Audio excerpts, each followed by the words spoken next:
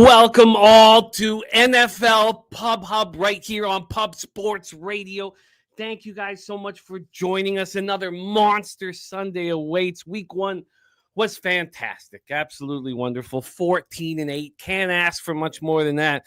We need to follow it up, though, with week two. What a show we have for you guys this afternoon. Bo Bano hitting the leadoff. Then we have Clint Mlan, star of the Die Hard MMA podcast. Justin McKelie hitting third. The Goracle making his NFL Pub Hub debut, hitting fourth. Kong's Clips fifth. MMA Locker Room, our guy Mills hitting sixth. Troy Torrance and Dutch Boy Fresh are the only cappers that are joining us a second week in a row.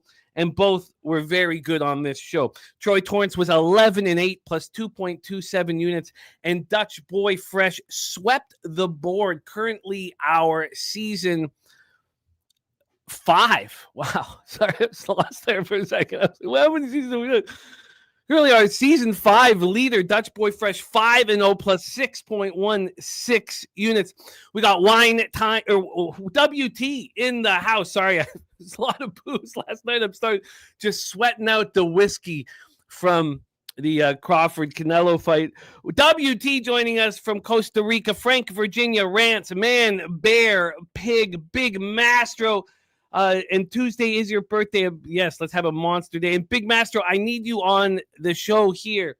I need you on this NFL Pub Hub. I need you week 3. I'm putting that right here at the top. We need Big Mastro to make his NFL Pub Hub debut. That's right here on the top of my worksheet. A Big O, a Boogie, Maine, Gerald Jones, MMA Mad Hatter, AJ Stogstill, Irish King, Martez, or Denny Martez, Ronnie Lofton, Mr. Tomatoes, Dr. Boobies, Talk Sports with JT, Coin in the house, RVD 420, D-Trip, Big Daddy, Boom, Tyler Flower says, happy Sunday. Let's cash some tickets. There's Donut Silks, Justin McKelie.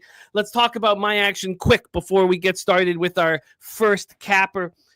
I am on the Rams double result at plus 105. Rams at Tennessee first half under 21 at minus 110. LA Rams Tennessee full game under 42 at minus 107. Eagles double up. And it's not the only double up. It was until this morning. Eagles first half and Eagles full game. Cincinnati Bengals minus 3 at minus 122. Jacksonville, Cincinnati over 48.5. New York Jets plus 6.5. I did double up on the Seattle, Pittsburgh unders. First half under 20.5. Full game under 40. And I'm on Seattle plus 3 at minus 108. That line has moved pretty heavily against me. I'm on Minnesota Vikings double result. Another spot where injuries have reared their ugly face and have hurt me. Texans minus 2.5. A spot I'm very confident in. The Chargers minus 3 at minus 117, a spot that makes me nervous, honestly. I mean, I would never bet it at 3.5, so I'm a little concerned that I bet it at 3, honestly. But what I'm not concerned about was the double up that I made this morning. This has been sitting with me for a while. The confidence has been growing and growing, and I believe this is a buy low spot. Now, I may not buy again, but I doubled up on the Miami Dolphins. Miami Dolphins money line at minus 132. Dolphins double result at plus 150. We faded them last week. They got destroyed. The public sentiment is they are trash, and I'm going up against said public sentiment, at least for this week. Shout out to Just My 2 Cents. Great Noche UFC stream, and he's headed to the beach. You've earned it. Just My 2 Cents TC in the house. King U ready to get to work. We got Stacks plays today, 1 and 2 in.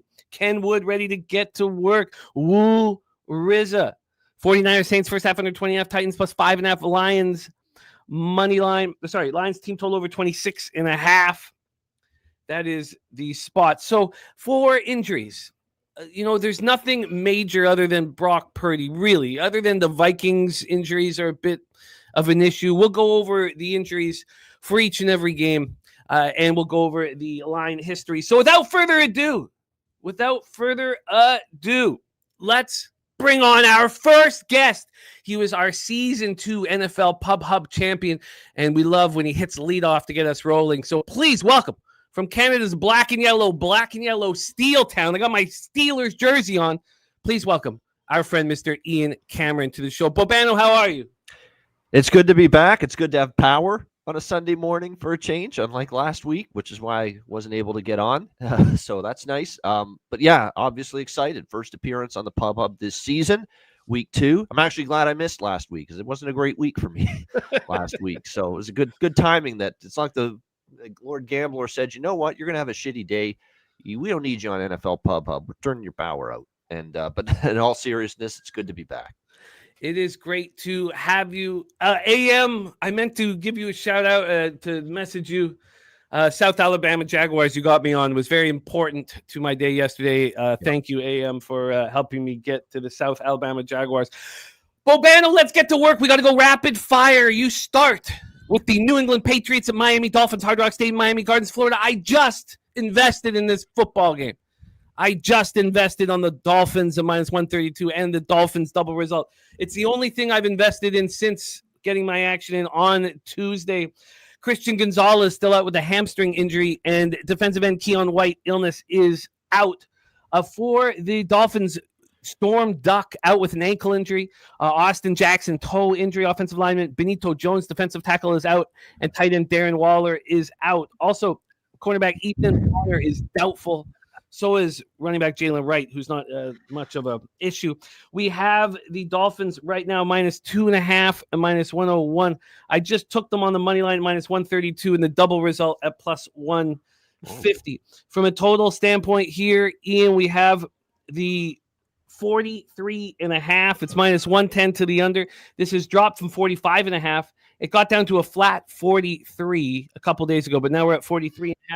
And when we get to the cash flow here, we have 54% of the tickets and 66% of cash on New England, 72% of tickets and 78% cash on the under. Take it away for us here, Bobano, our first game on the board, Patriots-Dolphins. I mean, Miami Dolphins should just stay in the locker room, not even take the field, and just chalk it up as an L. Holy shit, Darren Waller's out. Holy fuck, what are we going to do? But in all seriousness, look, this is a referendum game for the Miami Dolphins. You either have the opinion they could be one of the worst teams in the NFL, and I have an opinion on that, or you think this is the ultimate buy low spot coming off an embarrassing loss against the Indianapolis Colts. And you think that there's, they've owned New England. They've dominated this series against the Patriots. Can't even remember the last time the Patriots won in Miami. Team meeting earlier this week makes you think, hey, maybe this team's still banded together, can shake off a horrible game, obviously last week against and it was horrible. There was nothing redeeming for Miami out of that game last week. Nothing worked. Okay, the offense stunk. Tua was bad. The offensive line was probably even worse. Defense got carved up by Daniel freaking Jones in his first start with a brand new team, Indianapolis Colts, although maybe he's going to have a little bit of a fresh start, new lease on life being there in Indy. There's nothing that you could say out of Miami that says, wow, that team looks great moving forward. I want my money on them. Unless you think this is a buy low spot and you think now the markets have downgraded them too much. And I get that element of it. And plus, we saw New England last week. It's not like they lit the world on fire. They did not have a really good game against the Las Vegas Raiders. So it's one of those games.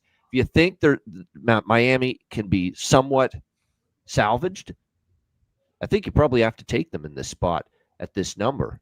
But if you think they are that bad, I think there's just, you have to jump in and fade them as favorites, especially with this number now moving a little bit to Miami. And that's where I'm at.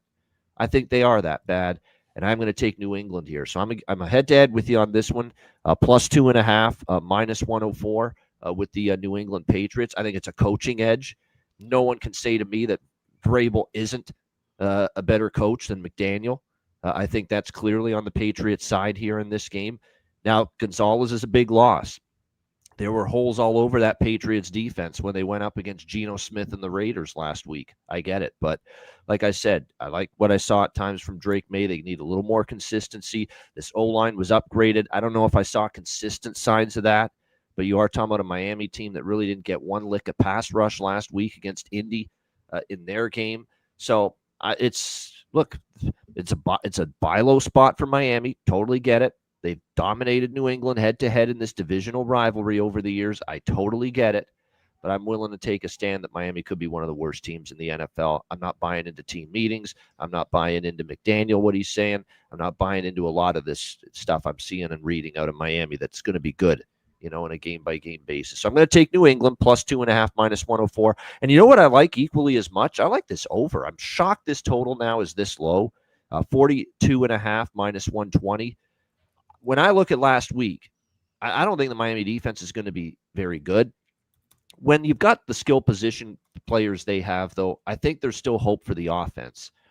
And I wasn't overly impressed with New England's defense last week. So I do think Miami will have a much better offensive showing, but I don't trust Miami's defense up against Drake May and the Patriots. I think the Patriots, and plus you mentioned all those defensive injuries, both sides. Storm Duck's a big loss, in a secondary that's already not a great position group, in my opinion, for Miami. And now you don't have Storm Duck. So I think both teams get their way to points. We're not asking for a shootout. Total's 42.5. I think it gets there. Bobano on the Patriots. We are heads up in this one. I cannot wait for this football game. I've been thinking about it for way too long over the last few days. I couldn't stop thinking about the Dolphins. And I ended up really investing. If this is a game where Miami, let's say they lose 31-14, 31-7, the betting markets will crash on Miami next week, which means if you want to bet against Miami, if they look bad today and go to 0-2, and you want to bet against Miami again next week, you'd better be ready to fire that trigger right away, because betting markets will crash on Miami. Yeah, I mean, if they lose horribly on the road and then at home after the team meetings, they're heads will roll.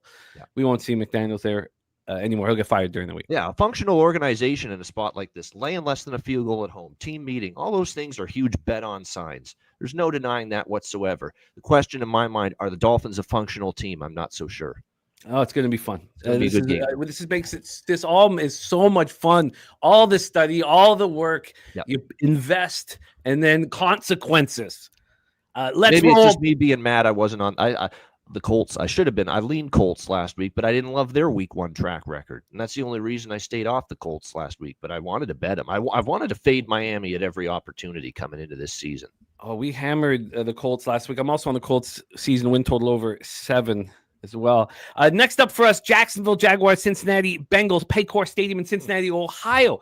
Bobano, we opened up with a game where we are heads up. Well, in this game, I am heads up with my co-host on Bankroll Blitz, Troy Torrance. I'm doing the exact same thing that I'm doing with the Miami Dolphins here with the Cincinnati Bengals coming home. There's higher hopes for the Bengals than there certainly are for the Dolphins. This Bengals team completely healthy, not a person on the injury report. Wyatt Millam, offensive lineman, out for the Jaguars, but 2 pretty healthy squads. Looking at the line history here for this next spot on the board, this total is a 49.5. I'm also on the over in this one as well. 49.5 minus 108 to the under. It opened up 49.5 minus 106 to the under. So very little movement on the total. And then on the point spread, we have the Bengals minus 3.5 at minus 104. They opened up at minus 5.5. Well, that was the look ahead. Again, some of these, it opened up on Sunday at minus 4. And it's now 3.5. I did pay for the 3. This is a 3 at minus 122. And we'll see if that was worth it. 52% of the tickets, 52% of cash on the Bengals, 52% of the tickets, and 50% of cash on the over. Are you on my side, Bobano, or are you on Troy's side? Take it away. I'm not on either side with the total. Actually, I would probably lean to Troy's side a little bit, but I don't know. I love the number at 3.5 with Jacksonville. I'd like a little more than that, because to me, I don't know. I got to see more from Jacksonville. Carolina was really bad last week. Bryce Young struggled. There was no, the defense got gashed on the ground by Travis Etienne. I'm not sure Carolina will be very good this year, even though they came on strong and I thought they'd take a step, but that was ugly from Carolina. This is going to be tougher for Jacksonville, going into Cincinnati here in this second game. So, and the Bengals everybody talked like they lost that game last week against Cleveland instead of won it, especially Joe Burrow. Joe Burrow was not amused. He wasn't having it in the post-game press conference about only scoring 3 points in the second half, only getting 118 passing yards in that game, realizing that the defense of all things, which was horrible last year for Cincinnati, bailed them out a little bit in that second half. I think the focus is getting the offense. We know they're a better offense than that. And I'm not buying the Jacksonville defense just yet. Yeah, he shut down Carolina, but thinking Joe Burrow that knows the offense has to step it up this week. They only had 40-some rushing yards, too, with Chase Brown. So I think it's – and the O-line's a problem. And they had a big problem with Myles Garrett last week. But you can't compare Cleveland's pass rush to Jacksonville's pass rush. Jacksonville had no pass rush last year, and I'm not convinced that they have a great pass rush this year, the Jacksonville Jaguars. So I think this is a spot for Cincy to look like Cincy on offense. Put up points, move the football. Don't trust Jacksonville's defense. Maybe Al Golden's the elixir for Cincinnati because look, first week their defense looked a lot better, and look at Notre Dame's pathetic shit show defense last night without Al Golden against Texas A&M. So I mean, you look at maybe Al Golden's the fix here for Cincy's defense, but I need to see more. I'm not buying an old Joe Flacco and Cleveland's offense being a sign that your defense is fixed. Trevor Lawrence and Liam Cohen's offense looked comfortable last week. They ran the football well with ETN. I think Liam Cohen is a really good offensive mind, and I think he's going to make this a pretty good offense this year. So I'm off the side, but I'm 100% with you on the total here. Over 48.5 minus 115. Over 48.5 minus 115. I got that at that same number. Yeah, but minus 110. That was on Tuesday night. MMA Locker Room in the house, rocking with us here on today's episode. I love our group of cappers rocking with us. Bobano moving here on the over 48.5. We roll on to Buffalo Bills, New York Jets. I am on the Jets at plus 6.5. When I moved on the Jets, I didn't know at that point Ed Oliver had not gotten hurt in practice. If you listen to Buffalo radio, they talked about Ed their best Oliver defensive lineman last week too against Baltimore. That guy was everywhere. They talked about Ed Oliver as much as they talked about Josh Allen on Buffalo radio. If Ed Oliver's not on that field, they do not beat the Baltimore Ravens. He was spectacular. Yep. He was everything. He was all over the place. He caused the fumble. It was the best I've ever seen him play in my life. And what happens? Someone steps on his foot in practice and he's out this week. But I was already going to close my eyes and bet. Well, I already did, bet the Jets. How is this not a letdown spot? It's very nerve-wracking. I didn't even use the Jets in the contest, Cappers contest, which I probably should have, but I don't know how you can be confident fading the Bills ever. And then, I mean, ever. I'm not. But I did. This opened up. The look ahead was 8.5. This was 6.5 when it came to the market on Sunday. It's now a 6. So we've moved a half point towards the New York Jets. From a total scenario here, we have a 47.5. This has climbed and climbed and climbed. This opened up at 44.5, now 47.5. Bobano. In cash flow here for this one, we have 50% of the tickets, 63% of the cash on the Bills, 62% of the tickets, and 80% of cash on the over. Take it away, my man. Yeah, I think it's the total's climbing because of defensive issues for Buffalo. Ed Oliver's absence. Remember, they were banged up D-line and the secondary a little bit last week against the Baltimore Ravens, and obviously that was the ultimate shootout. So I get it with the total move as far as that's concerned. I'm with you on the Jets though. As far as this game goes, I'm with you on I just think I think it's too difficult to spot, and there's too many concerns on defense for this Buffalo Bills. Now the Jets defense was not anything to write home about against Aaron Rodgers and the Pittsburgh Steelers last week either. But Justin Fields in the offense was a very good sign. The good sign that they were able to get the duo of Breece Hall and Braylon Allen going as well. And if you look back at that Baltimore game for the Bills defense last week, we know Baltimore was how many rushing yards? 238 in that game. And this is now going to be more of a run-centric offense with Justin Fields. RPO game, run the football a lot. They'll still throw it, but a lot of it's going to be run game. And Bills' run defense is very vulnerable right now. And when you're talking about laying 6.5 on the road, winning by margin, If the other team's getting first downs and keeping possession of the ball, which the Jets might be able to, makes it more difficult, to cover a number like this. So I am going to go Jets here, plus 6.5, minus 110. Divisional underdog spot at home. I love it. And I don't fade the Bills very often, but gosh, this spot's, I think, pretty fucking brutal for them. I don't think this is going to be an enjoyable watch for us. No, because Josh Allen can be Superman and just, it's tied in the last 3 minutes, touchdown Bills 27-20 and lose by the hook. I can see that happening. This is not going to be an enjoyable game for us, but hopefully we get the cash in the end. Let's roll on. A lot of talk about how much action different cappers have in this week in the chat. I had 22 bets last week. I have 16 this week. And Detroit Lions games, I have 0 bets on through 2 weeks. Bears, Lions, I'm not involved in this one. We're in Ford Field in Detroit, Michigan. Kyler Gordon remains out with the hamstring injury, but excellent news for Bears fans. Jalen Johnson, who's been dealing with the calf and the groin injury, he practiced fully this week, no designation, and he is ready to make his season debut. That will help enormously. Let's get into and Taylor Decker and Kirby Joseph, by the way. At this point, we think, it's unclear, but we think that they're questionable and they're going to play. It's not being fully confirmed, but that's the expectation that both play for the Lions. Let's get into the line history here for this one. From a total scenario, we have a 45.5. This opened up at 48.5, and it's dropping and dropping and dropping. This offense, remember, the Lions offense putting up 33 points a game last year, and they got shut down in week 1. Here we have the Lions minus 6.5 at minus 102. The look ahead was 4.5.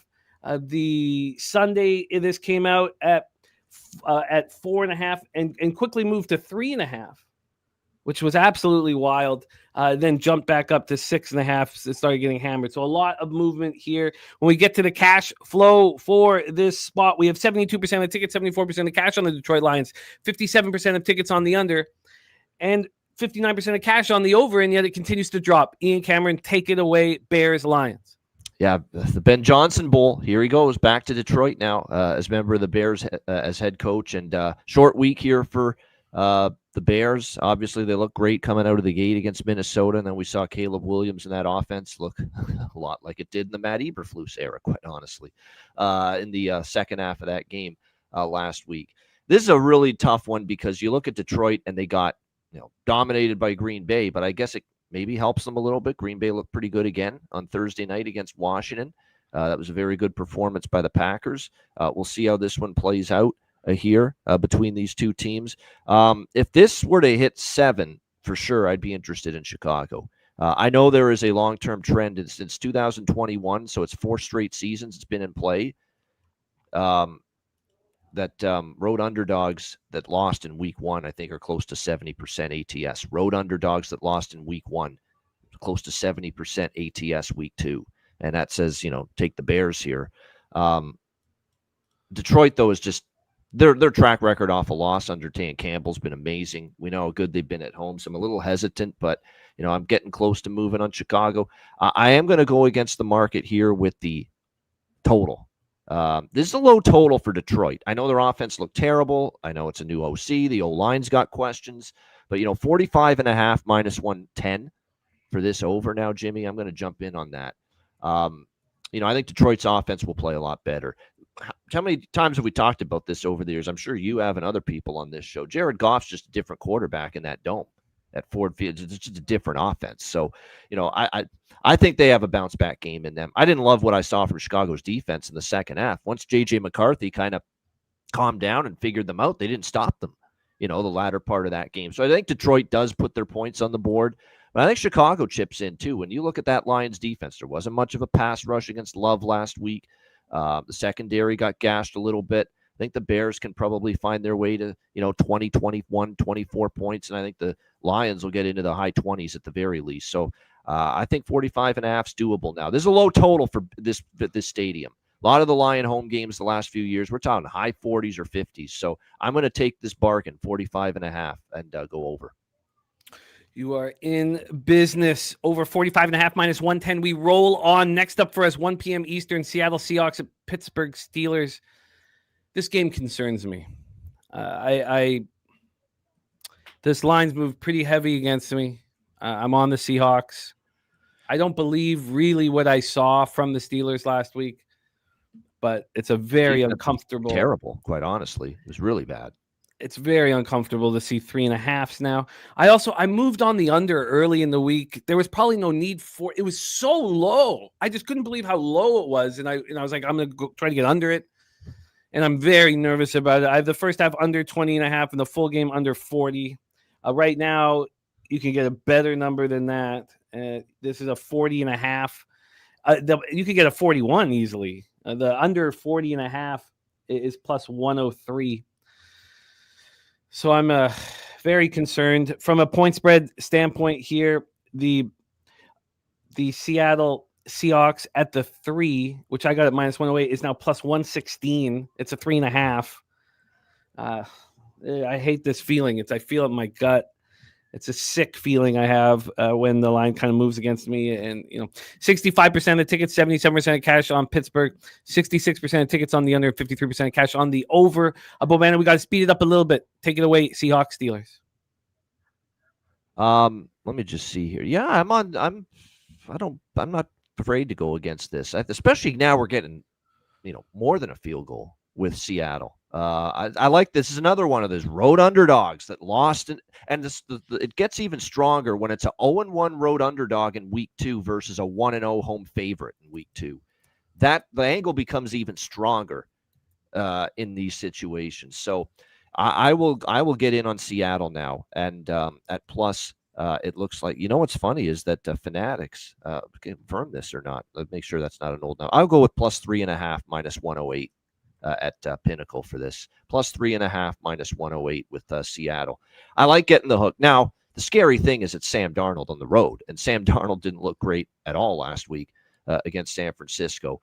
They're going to have to play better, if they're going to cover and maybe win this game. There's no doubt. But that Steeler defense, man, for most of that game, they looked old, they looked slow, they looked haggard. There's a lot of concerns that I've got right now with that Pittsburgh Steelers defense. And, normally I like Tomlin at home as a dog or a short favorite. But I saw a lot of concerns with them. They took a lot of penalties last week, too. McDonald, hopefully. And by the way, teams that early in the season, West Coast teams traveling east, it's not usually as bad a spot as it is later in the year. So, I'm going to give Seattle a shot here. I don't know if Pittsburgh's that win by margin type of team. I think they're going to be in a lot of close games this year. You got an 0-1 team coming in. The focus should be there. So Seahawks plus 3.5 minus 108. I'm concerned about my unders as well. Both teams have issues in the secondary. Emin Wari out for the Seahawks. Safety, Devon Witherspoon, cornerback, knee injury, doubtful. You have 3 starters out for the Steelers. Joey Porter, cornerback, hamstring, out. Safety, Deshaun Elliott, knee injury, out. Defensive tackle, Derek Harmon, out. I'm nervous. It's a big investment, and it makes me nervous. Let's go. Your final spot on the board here, Bobano, is our Sunday nighter. Join us right here tonight. I cannot wait. Falcons, Vikings, U.S. Bank Stadium in Minneapolis, Minnesota. Falcons are a banged-up group already. Jordan Fuller out, safety with the knee injury. Jamal Agnew out with the groin injury. Jack Nelson, offensive lineman, out with a calf injury. Young Hoku, not injury-related, just going to be sitting there watching. So issues there. And then the Vikings issues, injury issues. I'm on the Vikings double result. I should have waited. Jeff Okudah with the concussion, Andrew Van Ginkel with the concussion. Both are out. Christian Darrisaw out with the knee injury. And Harrison Smith was still on the injury report with the illness. Very, very unsettling. I'm so sick of this Christian Darrisaw and his injuries, man. Stay healthy, for crying out loud. What's the matter with this guy? Oh, it's constant here. Line history-wise for our Sunday nighter. Atlanta right now plus 3.5 at minus 123. It is juicy for the 3.5. The look ahead was 5 when Sunday night this became available. It was a 3.5. It got back to 5 and then 3.5 again. Bounced a bit. The injuries hurting here. From a total standpoint, we have we have a 44.5. It's minus 109 to the under. This opened up a 45.5. We've dropped a point. And when we get to the cash flow, we have 65% of the tickets and 73% of the cash on Atlanta, 60% of the tickets on the under, and 62% cash on the over. Ian Cameron, take it away. There we go. AM mentioned it. He's the only other person that's mentioned what I've kind of noticed about this game. You got a quarterback rematch of the national championship game from 2 seasons ago. Michigan and Washington. J.J. McCarthy and Michael Penix Jr. Here in this matchup. Revenge game for Michael Penix Jr. No, I'm kidding. Well, I am on Atlanta, but that's not only why I'm on Atlanta. I think it's just, look, it's a short week. It was a big comeback against Chicago. You're banged up beyond belief. You're banged up like crazy now on defense. Rip Van Ginkel and others are going to be out for this Vikings team. Still without Smith. Darisaw on the left side of the O-line, although the O-line was fine without Darisaw last week. I still think they played reasonably well against the Bears, but it's too difficult. Too many injuries to overcome, I think. Short week going, even though they're at home. I think it's going to be difficult, and Atlanta's going to be one of those teams. That Tampa game is going to be like most of their season. They're probably going to be in a lot of close games, and it's going to be a coin flip whether they win or they lose them. And I think that's what this is going to be. This is going to be a close game, down to the wire. I think, Michael Penn, I thought they played okay at times on offense. I thought their defense kind of hung in there until the big plays to Egbuka that Baker Mayfield had. That's what really hurt them in that game. But, yeah, I like Atlanta here. Plus 3.5, minus 115 is the best number out there currently. And this is one where I'm going to take the over here. 44 is just very quickly to people in the chat. Drake London is good to go. I would have mentioned him. Yes. I probably should have told you he's good to go, but if I'm not mentioning him, injury, they're good to go. So Drake London is cleared to play. Sorry, buddy. Yeah, no problem. So I will go over 44 minus 112 with this total. Obviously, we're indoors. We saw the Vikings offense. I do think the Vikings are going to score some points here. I'm not totally buying Atlanta's defense, and their pass rush has improved, but JJ's got the mobility to escape a pass rush, and I think Atlanta will move the ball against a very, very injury-riddled, depleted Minnesota defense. So over 44 as well. And the plus 3.5 was at what juice? Minus 115. Minus 115. Bobano, excellent work. Our season 2 champion right here. Falcons plus 3.5 in the over 44. Seahawks plus 3.5 at minus 108. The over 45.5 in Chicago, Detroit. Jets plus 6.5 and the over 48.5 in Jacksonville, Cincinnati. Thank you so much for hitting lead off for us. Check out Bobano and Connor Mack's work in college football on the Hitting the Books YouTube channel. They do a hell of a job. They're first to the market, too. No one's quicker to get the analysis out. You can destroy line moves every Monday with the squad there. Bobano, thank you so much for your hard work and your angles and your energy hitting lead off. Any last words for the Capper Sporting Show? Just a lot of Niners discussion in the chat. All I will say about that is, I can't give out every bet because I'm trying to isolate it down to, the ones I like the most. But I do have a little Niners in my pocket now at 3. I mean, I think it's just moved too much. I think Mac Jones can be a functional quarterback for the Niners. I still don't think the Saints are that good. So I'm okay taking a better number now with the Saints or with the 49ers now in that game, even with the injuries. So good stuff, Jimmy. Good luck today. Good luck to everyone in the chat. And we'll see you Monday night.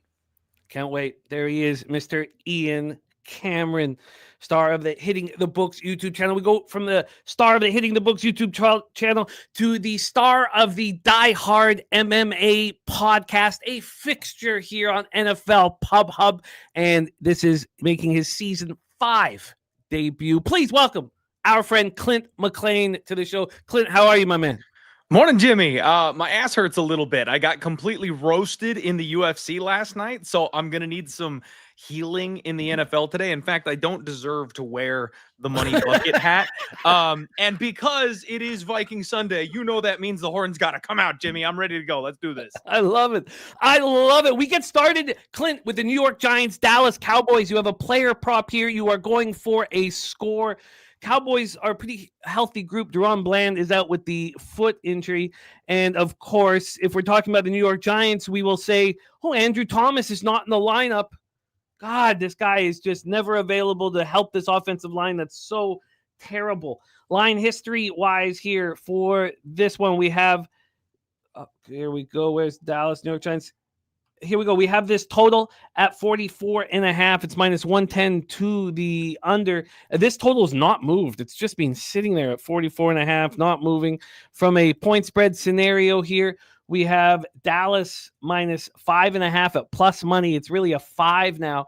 It's gone through a key number. The look ahead was 3, but after the Giants debacle in week 1, this opened up Sunday night as a 5, got to a 6. Now we're back at a 5. And cash flow wise for Giants, Cowboys, we have 78% of the tickets on the Cowboys and 87% of the cash. So this move through the 5 is very interesting. I'm looking at 4.5s too as well. Very interesting. 68% of tickets on the under, 52% cash on the under. Take it away for us, Clint Mlan, Giants, Cowboys. You know, Jimmy, I know week 2 is overreaction week, right? Like we all saw what we saw, and you're trying not to get too much up for those types of things. Everything changes. You know, the teams are maybe not who you think they were, etc. Man, the thing that I saw that really stood out to me about this Dallas Cowboys team, and I don't want to give them too much credit because I know the defense still could be an issue, and they're kind of a ragtag group. They let some people go. But CeeDee Lamb is incredible. CeeDee Lamb is a phenomenal receiver, and his connection with Dak is something that cannot be questioned. The fact that a wide receiver in the NFL who potentially is competing for the top 3 missed several passes that would have led to them defeating last year's Super Bowl champions. He immediately went back out on the field and started catching. He went out and started practicing like he was in junior high school. Like, I got to get my hands right.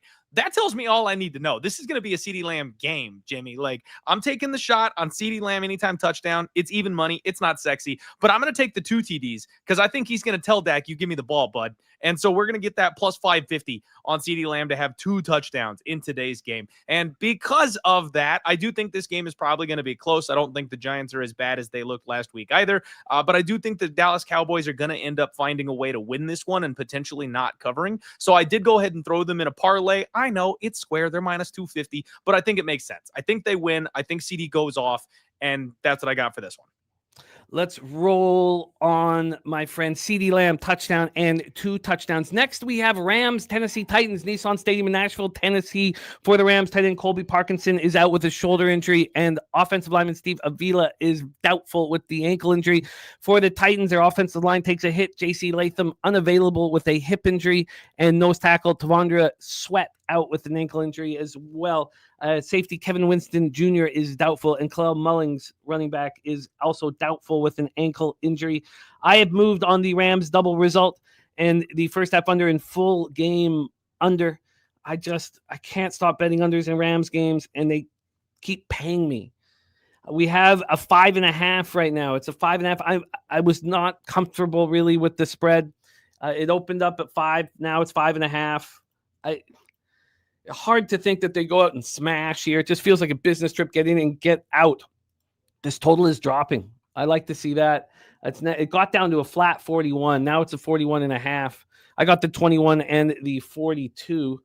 And when we get to the cash flow, we have 61% of tickets, 71% of cash on the Rams, 81% of tickets, and 91% of cash on the under.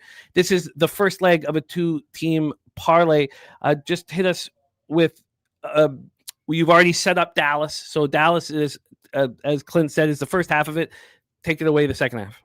Yeah, this is going to close out my square-ass 2-leg team parlay, Jimmy. I think defense is travel. I agree with a lot of what you said. I think this is a business trip. If you're going to give me a team that's got Kyron Williams, Devontae Adams, Puka Nacua, and you put them up against a rookie quarterback on the road, I'm going to take the win. I think the Rams get in and get out of Dodge. They do what it takes to get this game done. I'm with you. I didn't want to lay the minus 5.5, but I will fade a rookie QB going up against the defense of this caliber as long as it makes sense to me. And I do think that's what we've got here. The Rams will be able to do what they need to do on offense to put up some points. Probably not a ton, but they'll control the clock. They'll grind this game down. I think your underlook is probably sharp, but I have a personal disregard for betting unders, especially when we're talking in the 41 ballpark. I don't want to bet on boring football, but I hope you win your bet. So for me, it's Rams and it's Cowboys, Jimmy. I think they both get the job done today. So I'm going to close it out with that. I love it. And AM says we are overvaluing the Rams defense. Their offense is perfect for unders. long drives, keeping their defense rested on the other side. It's their offense as much as it's their defense. Because I've been hit from a bunch of people saying that you're way too high on the Rams defense. Their offense is also perfect for unders. We shall see. And Though maybe double so up. dealing with a rookie quarterback too, Jimmy. That's the big thing. Is I'm not banking all on the Rams defense. I'm also saying that the Titans offense is not what it's going to be yet. Kid needs more seasoning. It happens. Oh, I can't wait for this game. I hope it just puts us to sleep. Next up for us, Jaguars, Bengals. We've already set this one up. Take it away. Yeah, Jimmy, I couldn't agree more with what Ian was saying. You've got an elite quarterback for the Bengals and Joe Burrow that is upset with a dub in his last game. And the Jaguars defense is nothing to write home about. Neither is the Bengals either. Honestly, I think this game's going to end up being somewhat of a shootout, Jimmy. I like the over 49.5.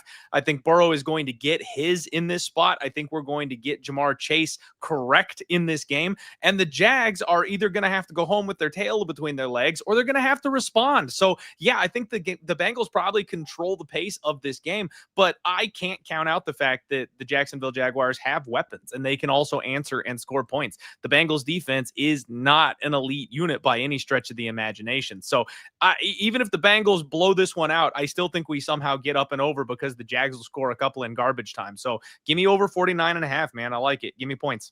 You are in business. We move on to Broncos Colts, 4:05 p.m. Eastern, Lucas Oil Stadium. Broncos, Dre Greenlaw not in the lineup. That hurts, but the Colts have an issue too. Charvarius Ward, concussion. Their cornerback is not alone because Jalen Jones is also out with a hamstring injury. 2 cornerbacks out for the Colts.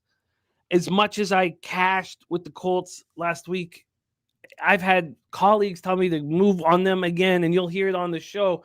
I have not. I'm off of this game. This total opened up at 44.5. It's now a 43, and we get to the point spread here for this one. We have the Indianapolis Colts plus 2.5 at minus 123. The look ahead was 3.5. This was a plus 2 on Sunday, so we've moved a half point towards the Broncos since Sunday, a point away from them since the look ahead. And when we get to the cash flow, we have 50% of tickets, 62% of cash on the Colts, 73% of tickets on the under, and 68% of cash on the under. Clint, take it away. Jimmy, I am extremely lucky. I am very wealthy because I have good friends. I have good friends like you. I have good friends like Razor Sharp Picks, people who tell me to bet the Colts in week 1. And we got home and cash got put in my pocket because of my relationships with you guys. So I'm very lucky. I would not have bet the Colts last week, but I did. And it worked out really well thanks to you guys. But what's happening here is this is the overreaction spot of the week, Jimmy.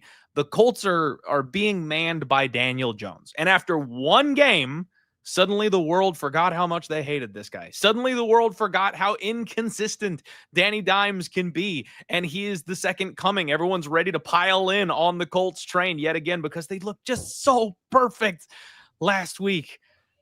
Daniel Jones is not going to repeat that kind of a performance every time out, guys. The Miami Dolphins completely laid down. That was not a real football game, okay? And on the flip side of this, you've got the Denver Broncos, who frankly had maybe the worst game they possibly could have, Jimmy. You had Bo Nix, who turned the ball over 3 times. Now, maybe it's a sophomore slump, Jimmy. Maybe. We got to give it some more time to see if it's a sophomore slump or not. But it was the first game of the season. Tons of pressure on this Broncos team, a young quarterback that now is talking about being a contender, being a playoff team. And he had a bad game. They still won, Jimmy. He had the worst game he possibly could have had, and the Denver Broncos still won that football game. And now they are being charged as though they lost it. So you've got a way overhype on one side of this with a massive underhype on the other side of it, leading to a beautiful line, Jimmy. My favorite bet on the board today, Denver Broncos money line. You are in business. Minus 117 available right now. Minus 117. Next up, we have your Minnesota Vikings. We've already set this one up. Falcons, Vikings, Sunday night right here on Pub Sports Radio. Take it away. Yeah, Jimmy, I love this game. My Minnesota Vikings have a history with the Atlanta Falcons of putting up serious points. I love that it's a rematch, a battle of these quarterbacks. I love they're giving us a primetime spot. Like, this is going to be beautiful coming home. I think everyone needs to walk back some of the things they've said about JJ McCarthy. My boy's got that dog in him, and you can't teach that. He also apparently has an arm. So with a guy like Justin Jefferson running down the field and making the proper reads and getting the timing going, the chemistry, those two are going to be unstoppable, Jimmy. It's inevitable. You guys can't stop it. It's coming. The Atlanta Falcons on the other side of this, I respect the Atlanta Falcons. I respect their offense. Drake London is an incredible wide receiver. Bijan Robinson is a very tough and gritty running back. My Minnesota Vikings defense, though, Jimmy, is a little bit beaten up right now. And because of that, I think I got to take a look at this over here. I think the Falcons are going to be able to put up some points because of the key pieces that the Vikings are missing on defense. While I still think the Vikings offense is far more potent and we are going to end up winning this game, I think the over is the better of the two plays in here. I can't see the Vikings having long, extended, grinding drives on the ground with the current running back core that we've got. I love Jordan Mason, but the Atlanta Falcons, I think, will be able to put up some resistance there, and we're going to have to throw. I think this ends up being a shootout at some point, Jimmy. I think we get up and over this 45 points. Go Vikings. Give me the dub. I need you guys. But yeah, I'll take the over. Over 44.5. We can get that for you at -103. And we have two cappers on today's show who have, or three who have a big touchdown parlay. Three cappers going for huge scores. One of them is right here, 75-1 banger from Clint Mlan. Take it away. Yep. We're going to go Garrett Wilson anytime touchdown. I love your guys' read there on the Jets, and I might end up tailing you guys on that plus 6. So then we've got CeeDee Lamb anytime touchdown. I already talked about that one. He's fine in the end zone, not once but twice today. DJ Moore, that's a game that we kind of skipped over a little bit, Jimmy. I like the over on that one, and I like DJ Moore's anytime touchdown by itself at plus 195. And then we're going to go Higgins anytime touchdown. I know you guys thought I was going to say Jamar Chase, but he's going to get everybody involved. Higgins is going to get his today too. And then we're going to anchor all of this with my guy, Justin Jefferson, in the Sunday Nighter at 75-1. So that's Wilson, CeeDee, Moore, Higgins, Jefferson. Plus 7, 4, 6, 7, 75-1. We have the Vikings Falcons over 44.5 at -103. The Broncos at -117. The over 49.5 at -103. And Jaguars Bengals. We have the over 46. Oh yeah, I blew right past the. Sorry, that was my bad. Oh, good. I blew We're right crunched for time. Bears No Lions. biggie. So, Bears Lions is over 46.5 at -110. That was my fault. And DJ Moore touchdown. So that is an individual spot at plus 195 as well. My fault. I'm rolling too fast in the whiskey. It's all good. It's all good. Dude, Cowboys Rams plus 103 and CeeDee Lamb touchdown and 2 touchdowns. Clint, thank you for rocking with us. Tell us what's going on the Die Hard MMA podcast. Oh, not a whole lot, Jimmy. Getting my ass whooped in 2025. I don't know if you guys know this, but it's been a tough year betting the UFC. Things are going crazy over there. I'm back on Monday. There's no fights this week, but I will hang out and I will lick my wounds and try to laugh at myself while I talk over what happened at this Saturday's UFC event every Monday on the Die Hard MMA podcast. I'm on my own channel these days. So, yeah, man. Just doing my thing, just keeping it rolling. Appreciate you guys. Love you guys. Hope everybody absolutely smashes the board today. Stay safe out there, guys. Love you. There he is, our guy. Love you too, Clint Mlan. We go from the Die Hard MMA podcast to our next guest making his debut here on NFL Pub Hub. He is a fixture on this channel, a great capper and a great friend. Please welcome Mr. Justin McKelie. Stacks, stacks, stacks, stacks, stacks, stacks, stacks, stacks, stacks, stacks, stacks, stacks. Justin, what's good, man? How are you? Pretty good. How you? I'm good, man. I'm excited that you are making your NFL Pub Hub debut. We had 41 cappers last year. We track everybody very closely, and you are a breath of fresh air in this industry. I'm excited to have you on the channel. We've set this first game up, so take it away. Jaguars, Bengals. Yeah, I'll piggyback off of what all y'all said. I'm also on the over. That's not what I'm making official, but I'm expecting a big offensive explosion from the Bengals. They look horrible. They won last week.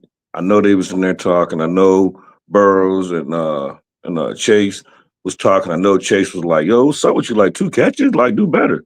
So I think he's going for 100 plus. Stacks play today. Number one is Jamar Chase, 90+ yards, -105. I think he'll go crazy for like a buck 10 and a tutty. But what I'm confident in is he had 2 catches. This Jaguars defense is horrible. I think there's going to be points on both sides, more of them coming from the Bengals. I wanted to bet the Bengals, but I couldn't get there. I just want everybody to score. I want Chase to go crazy. And when we know Jamar Chase had 2 catches, now he back at home. I know he's going to go crazy. And 90 yards for this price, I feel like it's a steal. Stacks play today, number 2, Jamar Chase, 90+ yards. 90 plus at -105. We move on to MetLife Stadium in East Rutherford, New Jersey. We've already set this game up. Bills, Jets, how you getting paid? Yeah, I got 2 plays and there's 2 props. Also, not official, but I'm also on the Jets too. But first one, Stacks play number 1. I'm on Justin Fields, anytime touchdown, +155. I feel like he's going into this year with a chip on his shoulder already from everything that's going on from the Bears to Pittsburgh, now to the Jets. I know they told him how serious this game is. He's mad from last week. You lost to your old team when you should have won. So I know he's going to come in with a chip on his shoulder. And one thing we know about Justin Fields, when something breaks down, he quick to go. He going to run, he going to run, he going to run. I didn't want to look at his rushing yards. I know the Bills is going to focus on him. But inside the 25 to 20 goal line, he going to run. I love this play. +155. I think it's a steal. He had 2 of them last week. So I expect to get another one this week. Stacks play today, Justin Fields, anytime touchdown. And the second one is who we going to throw the ball to? Wilson. Garrett Wilson over 62.5 yards, -114. I think he had Wilson had 100 against him last year. He had, I think, 70 or 80 last week against the Steelers. That's going to be his weapon. When anytime ball fall out, I expect the Bills to be up back and forth type game because I am on the Jets. But at some point in time, I expect the Jets going to have to play from catch up. That's going to be his outlet. Historically, I like Wilson against this Bills defense. And look for this Bills defense gave up 40 last week. So, and okay, it's the Ravens. Some people going to say the Ravens did that. But I think this is going to be the letdown spot. You put up 40 last week. Now you're playing a hungry, pissed off Jets team. I know Wilson, he's already emotional. So I think he's going to go crazy. He had 100 last year against them. Just give me 70 this over 62.5, -114. Wilson over 62.5. Fields anytime touchdown.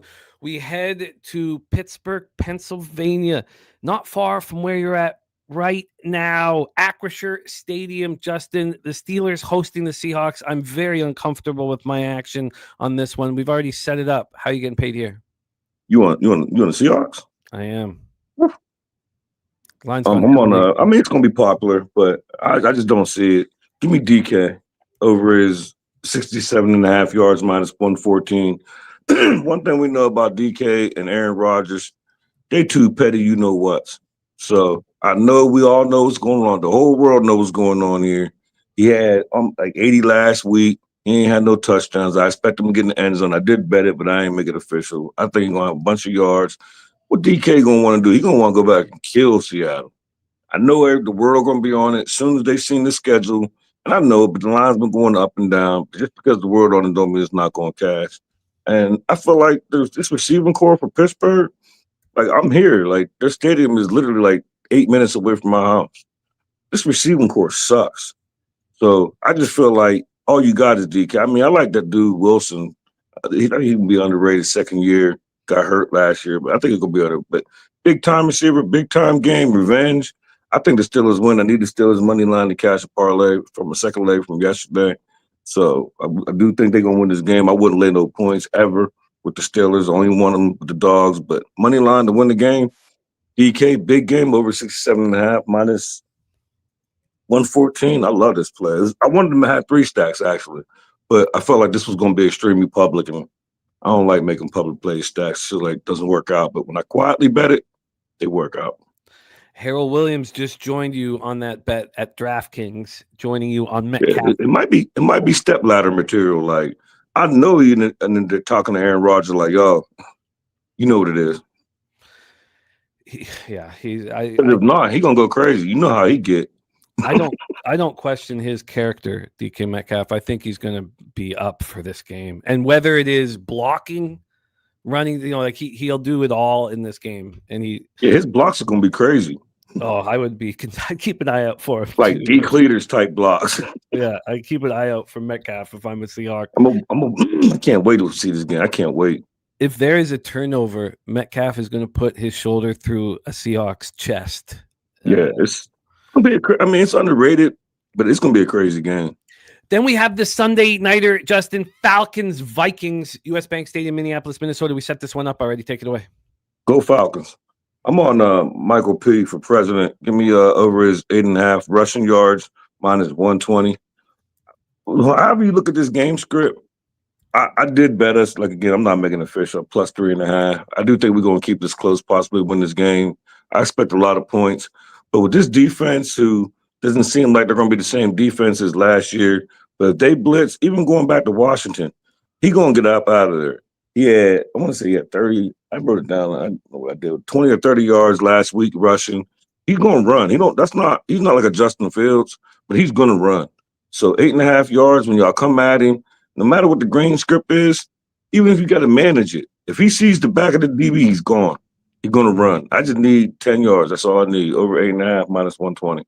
In business, Rushing Pennington yards. 8.5, rush yards minus 120. DK Metcalf over 67.5, receiving yards minus 114. Justin Fields anytime touchdown plus 155. Garrett Wilson over 62.5, receiving yards at minus 114.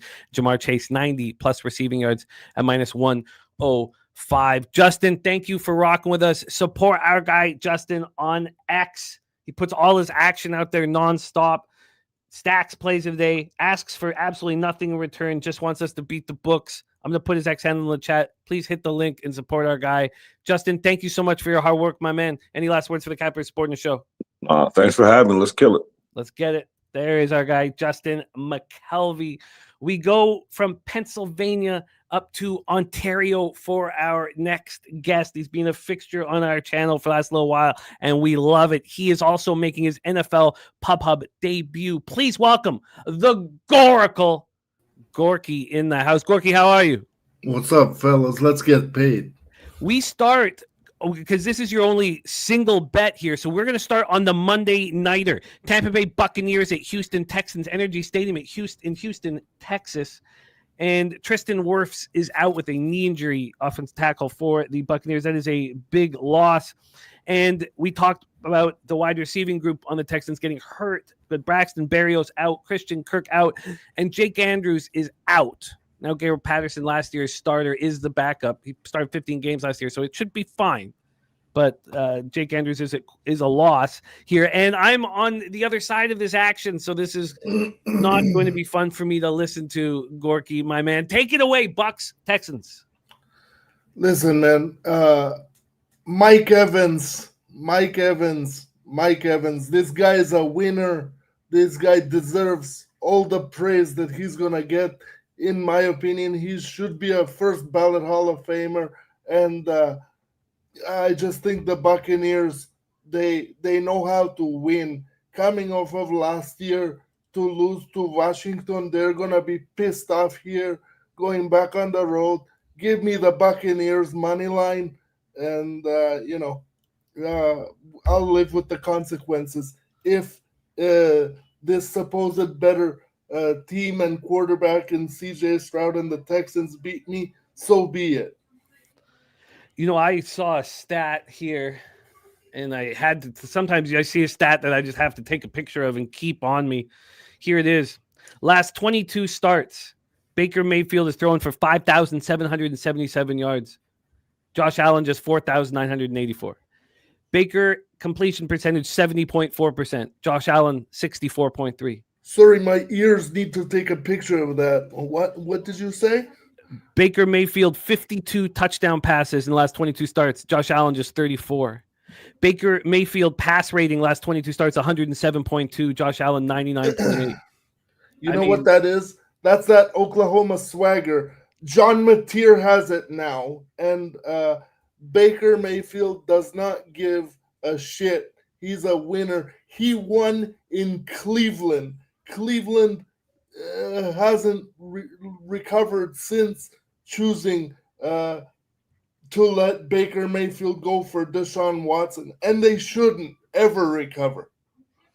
Buccaneers money line. I will live with the consequences. Buccaneers plus 130 available right now. We move on to a two-leg parlay, Gorky. And the first game we haven't talked about yet, and I love it. I've doubled up on it. I'm on Eagles first half and full game. Eagles, Chiefs, Arrowhead Stadium in Kansas City, Missouri. Dallas Goedert is out. That is a problem. He led the Eagles in targets and receptions in the opener. That is a problem. And Xavier Worthy out for the Chiefs, making a suspect wide receiving crew without Rashee Rice look even more suspect. This is the first leg of a two-leg parlay. We haven't talked about this game yet. Let's go over the line history and the cash flow for it. I've got the money line up, and that this is a pick'em type of situation. So they opened up. The look ahead was plus 111. On Sunday night, this came out around minus 110. It moved towards the Eagles, got up to minus 121 pretty quickly. It's back at minus 113 right now. When we get to the total here for this one, we have the 47.5 juice to the under at minus 116. The look ahead was 45.5. It opened up on Sunday night at 46.5, and now we have it at 47.5. When we get to the cash flow for this spot, 61% of the tickets, 69% of the cash on the Eagles, 51% of the tickets, and 55% of the cash, 51% of tickets on the under, 55% of cash on the over. Your first leg of a two-team parlay, Gorky, take it away. Jimmy, if anybody has any sort of will to want to make money and actually win their bets and, just be a winner, you take the Eagles and watch some other game and just chill. Drink your bourbon, whiskey, whatever your choice is, and it is what it is. There's no way that the Chiefs should be able to hold up in this game, especially since we know what happened the last time these two teams faced off in the Super Bowl. Granted, that was the Super Bowl, but nobody should lose a Super Bowl by, 28 points, 30 points? That was a disgrace. Now, this Chiefs team is actually injury-ridden and has no actual weapons. Who is actually going to help Patrick Mahomes? Yes, he's the best quarterback on the field as a passer. I get all the stuff, but who's going to catch the ball? Me? At this point, this is what he's resorted to, and I feel bad for him. But I got to use it to my advantage and take the better team. Eagles, first leg of Gorky's parlay. You're tying it together with the Sunday nighter. I hope you are joining us on the live stream tonight, Gorky. I will be. Falcons, Vikings. Who are you tying the Eagles with? Vikings money line. And it's Vikings money line simply because, like you said, there's three things. Offensively, I trust the offensive weapons that J.J. McCarthy has around him way more than I do the Falcons. Even with Drake London or whoever they want to put out there, they just don't have the explosiveness. And again, if I get beat, I get beat. I'm on the better team. They're at home. And JJ, I think, wants to prove a point that second half will carry over into hopefully the beginning of this game. You are in business. Eagles, Vikings. Did you want to add to the Vikings breakdown? I gave it to you, sir. Let's roll. No, you nailed it. I just thought you were. I was worried I interrupted you there. Eagles, Vikings, money line parlay at plus 207. That's not Gorky's only two-team parlay. Let's move on to two-team parlay number 2, and it's Seahawks Steelers is where you get started. Take it away. Yeah, Seahawks Steelers. Okay. Here I believe in the grunts of Pittsburgh way more than I do Seattle, because I was actually on Seattle last week and there was no excuse for them to lose that game the way that they did. that was high school JV, not even high school varsity. The way that last possession was given up by Seattle, and so the only way you can go here is Steelers, because I feel like they have all the advantages up front on both sides of the ball, as well as in the coaching department. Mike McDonald, what have you proven yourself to be? Tomlin is a championship coach. In my opinion, he should have 3 Super Bowls. He only has 1. This year, maybe he will get 2, because this Pittsburgh Steelers team is going to do big things. Pittsburgh Steelers, first leg of a 2-team parlay. The second leg is in Rams Titans in Nissan Stadium, Nashville, Tennessee. Take it away, Gorky. The Rams here come in with a point to prove against everybody that they play. And their point is that we are not going to get caught up by teams that we shouldn't be losing to. I think they absolutely go off on this Titans team. That's another one that's like one of those teams that's praying to lose in a way, building for the future. Because let's be honest, with that outside of Cam Ward, you have nothing. Calvin Ridley is your number 1 receiver. He's really good, yeah, but I would say that he's a number 4 on a playoff team. So it's Rams for me, and Rams by margin would be the play, but I only have them on a moneyline parlay here. The Steelers-Rams parlay is plus 115. Yeah. The Eagles-Vikings parlay is plus 207. And the Buccaneers is plus 130. Mm-hmm. All plus money spots for our guy, the Goracle, in the house. Gorky, great work, my friend. That's Please, what I do, my brother. Please support Gorky on X.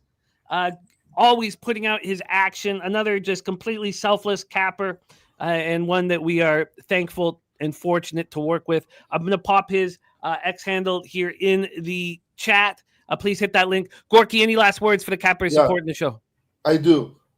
Actually, guys, Jimmy is being humble, and I think that you should support the president of the Pub Sports Radio, Jimmy the Bag, and Jeff Slaughter, because these are the guys that are giving us the opportunities to be here every day and giving out our action to each other and building this family that we have in this community. This is awesome.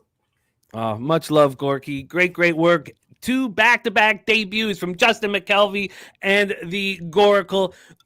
Gorky, I will see you tonight, my friend.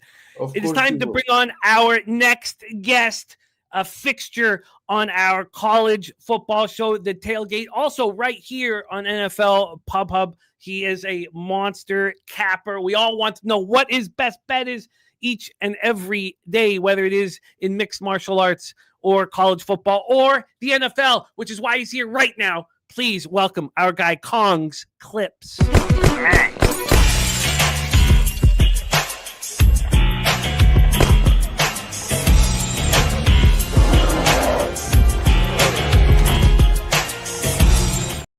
Kong, what's good, man? How are you? Morning, Jimmy. Happy Sunday. Beautiful day today. Time to get some football action in after a good day yesterday. Yeah, man. Ready to attack. I'm in attack mode. I love the sounds of it. Well, let's start attacking right away. Browns, Ravens. We have yet to set this one up. Isaiah likely out with a foot injury. So is fullback Patrick Ricard. For the Browns, Jack Conklin questionable. Are we going to see Quinshon Judkins I really want to see him. I expect him to be the Browns running back this year. So those are the questions here. It's questionable. I'm not sure how much Judkins we're going to see. We haven't set this one up, so let's do that right now. This total's at 45.5. It's juiced to the over. The look ahead was 44.5, and then it opened at 45.5 last Sunday. From a spread perspective here, we have the Browns right now are plus 13.5. This has been bouncing all over the place. The look ahead was 13. It comes out as 11.5. Basically, it came out as 13.5, but it was very juiced, and it quickly moved to 11.5. And then it started moving towards the Ravens. It gets to 12, but this move to 13.5 happened, an hour and a half ago. It's a huge move to the Ravens. Cash wise here for this one, we have 71% of the tickets and 85% of the cash on the Baltimore Ravens, 63% of tickets on the under, but 58% cash on the over. Take it away for us, Kong, your first bet on the board. Yes, sir. So I love hearing the move to Baltimore because I am on Baltimore. We have an angry team coming out, just disgusting the way they lost last week. Expect to get a pissed off Baltimore Ravens squad. Come out hot, bro. I'm on the Baltimore Ravens first half minus 6.5, minus 120. I doubt that number is still available from when I sent it to you last night. Is the number still available? It's just 8 cents more expensive. Yeah, that's where I'm at, bro. Baltimore Ravens first half.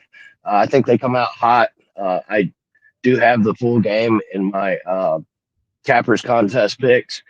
I just think Baltimore is the side this week after the devastating loss they took last week that we were all on live stream for. Give me Baltimore. You are in business. Baltimore first half minus 6.5 available right now, minus 128. We move on to Rams Titans. Kong, take it away. All right, so I have a stat here. The Los Angeles Rams, bro, 11 straight wins as a favorite of 3 or more. I'm on the Rams minus 5.5. I got that at minus 115. Love this team. I think they have high upside. Love the futures markets with this team. Give me the Rams minus 5.5. You are in business and get you that at minus 103. And I'm also in the futures markets on this Rams squad. We move over to Patriots, Dolphins, Hard Rock Stadium, Miami Gardens. This show started with Bobano and I going head to head in this one. Who are you moving on in Patriots, Dolphins? All right, Jimmy. So I was on New England last week. Heavier than normal, right? I just think with the travel spot, super hot down in Miami today. I think this game gets away from New England late. I am on Miami minus 2.5. Minus 2.5 on the fish. Joining me on the fish. I'd love to hear that. Then we're together on our next bet as well, which is great. Eagles, Chiefs, Arrowhead Stadium. We've already set this one up. Take it away, Kong. Yes, sir. So I'm on Philly minus 1.5, full game, minus 105. And I also hit a market that I haven't heard anybody else touch this week. I'm on Philly first half, minus 1.5 at a good plus money spot, plus 120 on the minus 1.5 in the first half. I just think this Eagles team is better than Kansas City. The market's still going to be high on Kansas City, I feel, for another week or two until people see what this team really is. And they're depleted. This is not the Kansas City team of old. I'm on Philly, bro. First half, full game. Bang, bang. I love it. I'm right with you. I'm on the money line first half, but the plus money is a good look. I'm going to see what I can line shop for you at that minus 1.5, see if I can get higher than plus 120. The Philly minus 1 is minus 106. We move on to a player prop in Broncos Colts. Kong, take it away. Where are we at here? Okay, yeah. Daniel Jones, man. We've seen what this guy can do when he's got a somewhat competent offensive line in front of him. He torched the Dolphins last week. I do think that he's going to have more trouble today with this Broncos defense. I did give out a Broncos Super Bowl spot here a month or two ago on Medicate Monday. I just think defense wins championships. This team's got it on the defensive side of the ball. But also for Indianapolis, bro, with Daniel Jones being behind this offensive line, we've seen him run in 2 touchdowns last week, and I think you attack that market until he doesn't score. So I'm on Daniel Jones anytime touchdown at plus 250. He's going to use his legs if he has to. They get down close to the goal line. We can fake a handoff to Taylor and get a bootleg running from Daniel Jones. I just love the number, bro. Plus 250 on Daniel Jones to get a touchdown. He went in twice last week. I think we see that multiple weeks this year. You also have a player prop on our Monday nighter. We have a double header tomorrow night. Get to the liquor store and make sure you're ready for a 6-hour stream. We have a player prop in Chargers Raiders. Kong, take it away. I'm also adding another player prop, Jimmy, on the other Monday nighter. Cool. Keenan Allen, anytime touchdown. He goes back to the Chargers, man. Herbert loves this guy. Keenan Allen to get in the end zone again this week. Plus 250. Love the number. Veteran receiver. I think he is the target in the red zone. And what is the addition? Nico Collins. Anytime touchdown. He didn't find the end zone last week. They're back at home this week. I think Stroud finds him for a 50, 60-yard touchdown bomb. Nico Collins, anytime touchdown plus 140.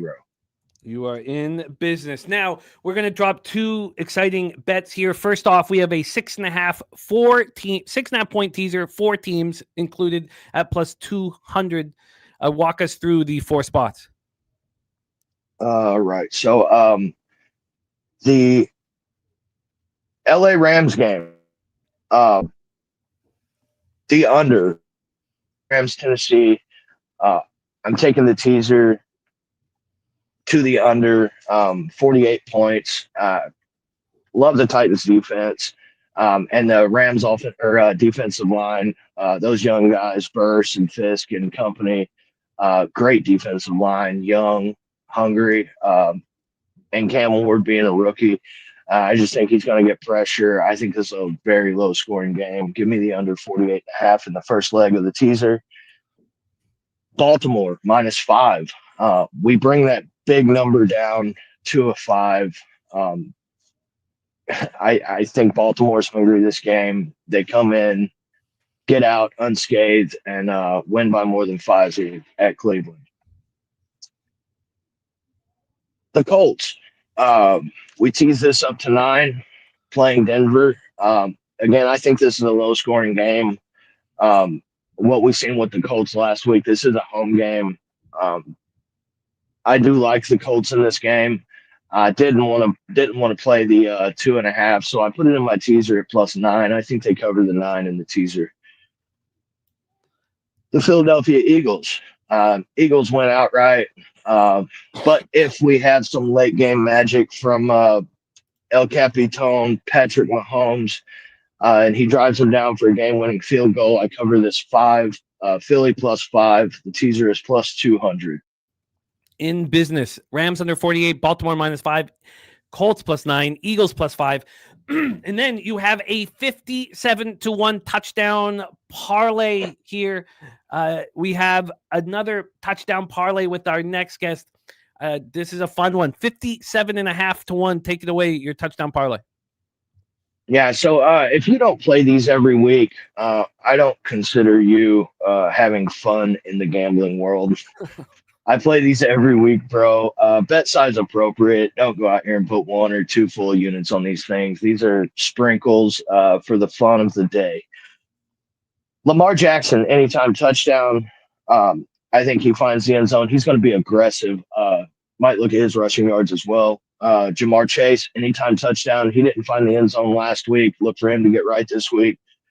Daniel Jones, anytime touchdown. Adds a little more kick to the parlay. And then Keenan Allen, anytime touchdown, plus 5,751, 57.5-1 on the touchdown parlay. Love you guys. I appreciate you all for having me. Go out there and get that fucking cash today. Appreciate you, Kong, and I'm out. There's our guy, Kong Clips. I put his X handle here in the chat. The touchdown parlay he just mentioned, 6.5-point teaser. He's also on the Nico Collins anytime touchdown, Keenan Allen anytime touchdown, Daniel Jones anytime touchdown. The double up on the Eagles first half and full game. Miami -2.5, Rams -5.5, Baltimore first half -6.5 at -128. We move on to our next guest and we head to California. Our next guest being delivering incredible content with his interviews on our channel, as well as one of the stars of the Locker Room Talk podcast. And he is a monster in the player prop market. Please welcome MMA Locker Room to the show. Mills, what's good, man? How are you? What's going on, Jimmy, man? Shout out to everybody in the chat. NFL Pub Hub. Hey, we are the #1 best NFL betting show to watch on Sunday mornings. It just got announced and just got voted. #1 critically acclaimed. That's us. It is great to see you. Love to see your little man with you. What a great family you have. Respect, man. It's wonderful. We start 4:25 p.m. with Eagles Chiefs. Millsy, take it away. All right, Eagles and Chiefs, man. I'm going to give out the best, easiest prop that I like in this one, man. And it's Jalen Hurts anytime touchdown. It's -120 on the book. This is the thing, man. Like, they got Saquon Barkley back there. But whenever you got Jalen Hurts, he feels that he can just tuck that ball and run it in. A physical quarterback. We haven't seen a physical quarterback run with that same intensity since Cam Newton. So I'm taking Jalen Hurts anytime touchdown. And I know everybody's on the Eagles in that game. I'm leaning to the Chiefs, but the official play is Jalen Hurts anytime touchdown to get you paid. Then we talk about your Jacksonville Jaguars, Paycor Stadium in Cincinnati, Ohio. Player prop here. Take it away. All right, so the #2 draft pick, Travis Hunter. So far since he's been on the team, he's been kind of Trevor Lawrence's favorite target. Brian Thomas Robinson is going to get those looks from that #1 corner. Is always being locked up. Even in preseason, he already had 2 receptions in the same drive. He had the most targets for any wide receiver for the Jaguars last week, and that was 8. And in this spot, I'm taking him over 4.5 receptions.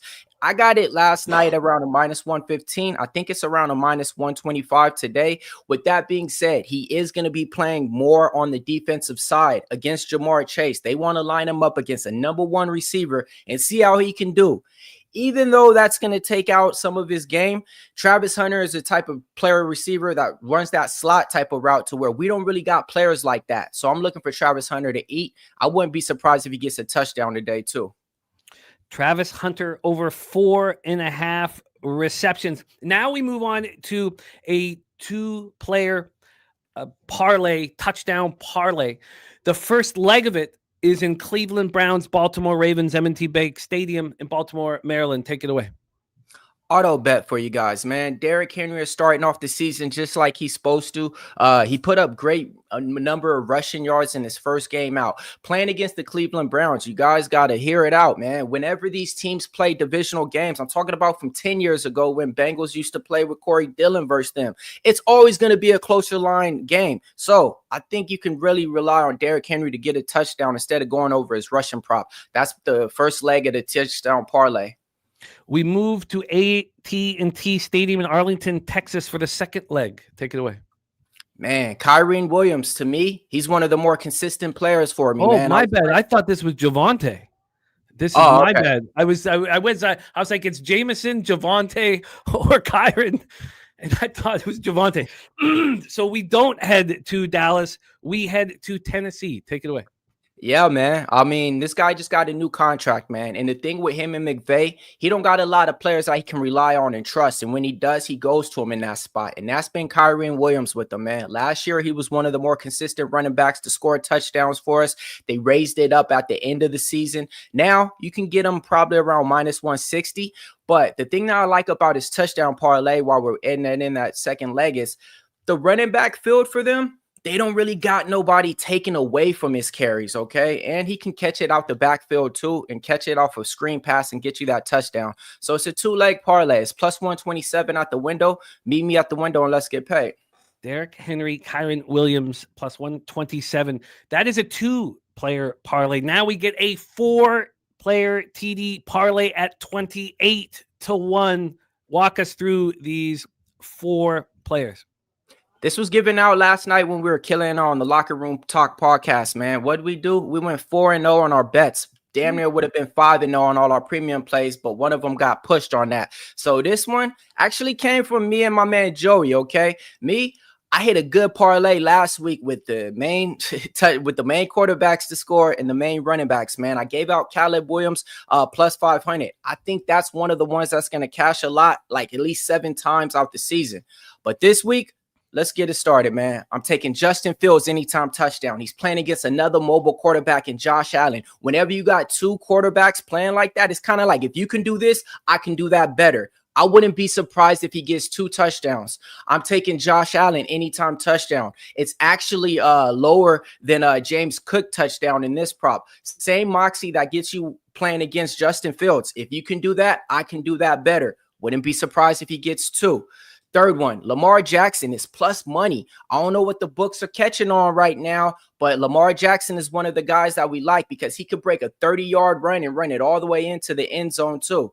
The last one's going to be Jalen Hurts. Now, those odds were given out last night. My odds that I got on my book today was around like plus 2,100.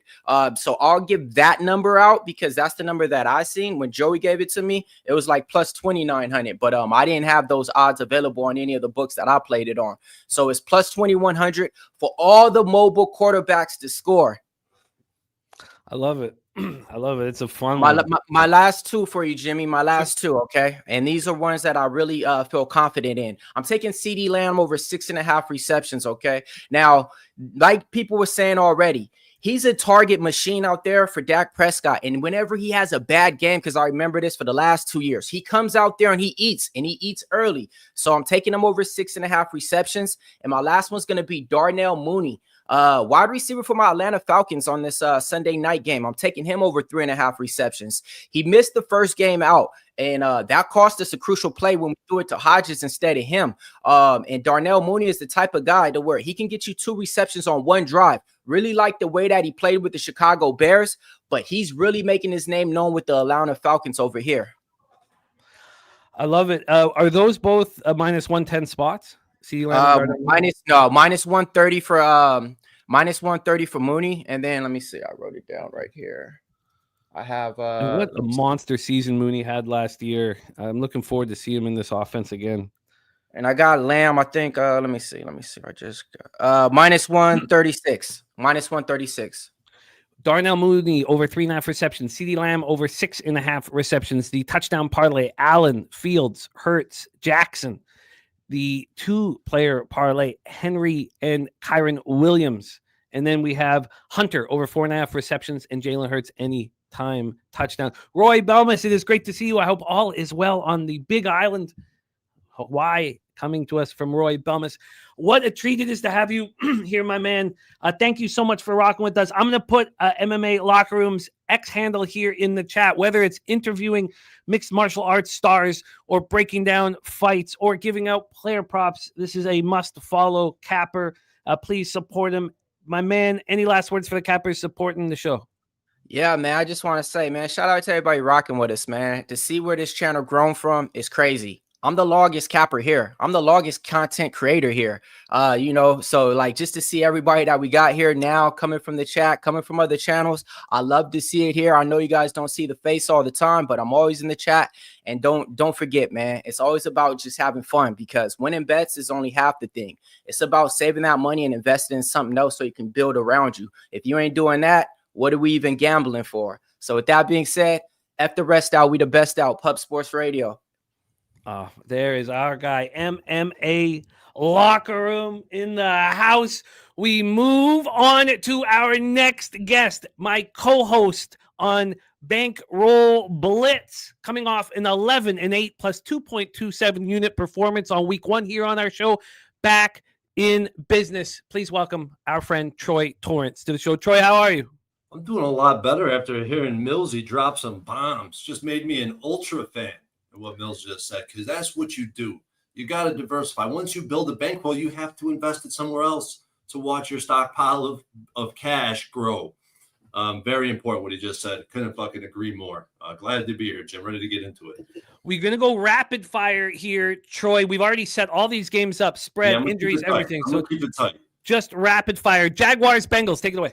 Jaguars, Bengals. This is one of the toughest games. Literally one of my least confident. And it's because this week is all about identifying what quality performances we've seen that are sustainable and what were fraudulent. I think that Jaguars could be a fraudulent performance, but I don't think that the Bengals offense, Bengals offense is going to favorably regress from last game. The defense is going to favorably regress or unfavorably regress. I think the Jaguars are the right side in this game. Don't love where the market currently sits at 3.5. Was hoping to close at 3, but I'm a believer in Cohen and Udinski. That's for sure. Especially watching their teams from past in their career. Yeah. So I'm on the Jags plus 3.5. It's my least confident play of the day. And the juice? I got minus 115 on Tuesday, I believe, Jim. Plus 3.5. I mean, almost all the plays I gave out, I'm giving out right now. I gave out on Tuesday. Plus 3.5, minus 115. Bills, Jets. Next up. The Bills and the Jets, I think 6.5 points. I bet it at 7 on Tuesday, Jim. I don't know what you want to give me. If you have to give me a 6.5. No, you put all these out on X and on our show. So that's all good. Yep, I got the Jets plus 7. I also bet it again at 6.5. So I'm rocking with you because there's still 6.5s available in the market, I believe. I think the Bills defense is completely exploitable, especially with the Jets type of style of offense. If their offensive line is legit, this is going to be pretty easy running for a team that wants to run the ball versus a linebacker group that is too small. Just the defensive front that's too small in general. I like the Jets and the points. Market's great in this spot, especially in division. It is. Big shout out to our friend Lex Steele. Thank you so much for the dono, blessing our action. The great Lex Steele. Thank you, my friend.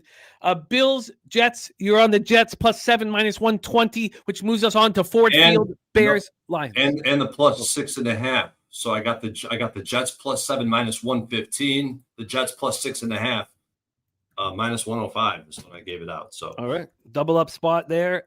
Bears, Lions, take it away. The Bears, Lions. This is a game I'm not very confident in because of the Bears and my problems with Caleb Williams wearing nail polish at quarterback, leading a group of men into war every week. It's not going to be something you want in your general. I think he's missing a bunch of routes, missing a bunch of plays. But we know the Detroit Lions defense struggles with mobile quarterbacks. We've seen Justin Fields, Caleb Williams have success in the past against this team and in this building. And I think that Ben Johnson is going to come with a game plan prepared, not only offensively, but I think he's going to have some input defensively. And I think that the Bears are going to keep this one close, potentially even win. If it wasn't for the market history in this spot, I think the Bears money out. My X's and O's have the Bears potential money line, but historically, the home team wins, the road team covers in the spot. And what was the number on the Bears you got? I got Bears. I got a bad number. This is one where I do not have CLV. I got Bears plus 6, minus 110. And maybe I do. I haven't checked in hours now. Then we head to Nashville, Tennessee, Nissan Stadium for our next spot, Rams Titans. This is one of my favorite bets. Jimmy, you're the one who kind of led me in this direction on the under. I look at Brian Callahan as the offensive coordinator for the Titans, and I'm not a believer. I mean, a rookie quarterback on the road in elevation against a great defense, and he only runs play action 2 times. He only runs RPO once with Cam Ward. You got to have more versatility with a quarterback like Cam Ward. These young quarterbacks, they come from these type of schemes, and we didn't see any of it. And it's very disheartening. And even with Cam Ward, this offense does not have a lot of weapons with the Titans. I think Cam Ward's going to be fine. I think the Titans' offensive line might be a little overrated because, yeah, they got Zietler, but how much of his success was of being a beneficiary of sitting next to Penny Sewell the entire game and surrounded by great offensive linemen. So I don't think the Titans' offense is going to really get going. And we've seen the Rams. We know the Rams in this spot with McVay and Stafford. It's a get in, get out type of proposition for them.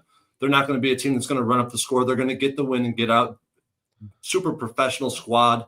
And I believe that this defense for the Rams is legit. When you have these 2 pass rushers on the end, they completely change the dichotomy of the game. So I love the under in this game. I bet under 42.5 on Tuesday. So I'll give you the juice with the Jim. I did send you this via text, though, the same snapshot. Under 42.5, minus 115. And Titans, Rams first half under 21.5, minus 115. So I got minus 115s on both. You'd probably get better. Beautiful. I'm right there with you. And again, we brought up, and I know we don't have time to really sit with the analysis here. We're just firing away. But I was saying to AM here, if the defense is not, if we're overvaluing their defense, and people have been saying that to us all week, I was saying also it's their offense is perfect for unders. Their long drives, their business-like attitude, the whole going in and getting out, just right. Let's come out in a formation that we know we're going to be able to attack in, and let's change the line at the line of scrimmage based on what we see. Let's take our time. Let's let our veteran quarterback make a decision based on the coverage the front of there. It's beautiful. Yes. I mean, the clock just keeps ticking. Clocks keep ticking using the entire 40 seconds for each play. We move on to Broncos Colts, Lucas Oil Stadium in Indianapolis, Indiana. I was scared. Oh, no, AM, it's great stuff. I don't mean any, it brought up stuff that I wanted to talk about. So I'm very thankful for all of that. I forgot on that last one. Wait, I got Rams Colts. I got the teaser too. I should add that in with the Rams so I don't forget, but I got the Colts here too. So I guess it don't matter. I got Rams plus a half, Colts plus 8.5 teaser from Tuesday, minus 120. Yes, that was Rams plus a half. Yep. And Colts plus 8.5. 8.5. Okay, 8.5 minus 120. Okay, you're in business. Now this one,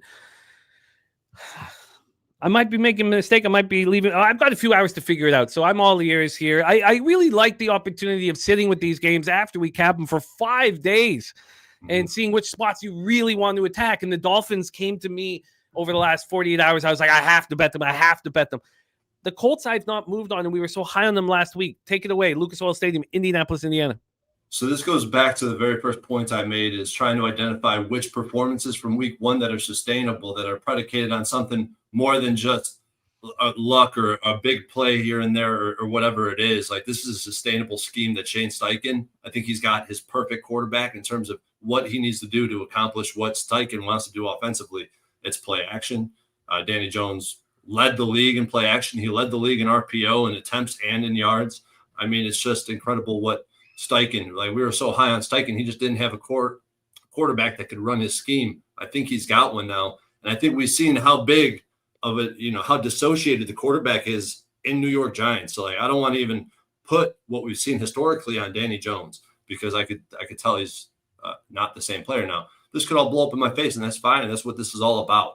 But I am bullish on this Colts team, extremely bullish, and especially after watching Lou Anarumo, the defensive coordinator, come out with what they call, they call his defense an amoeba, because it changes from week to week. It's extremely tough to prepare for. So you got a rookie quarterback that's struggling in week one against the Titans at home, where he's comfortable.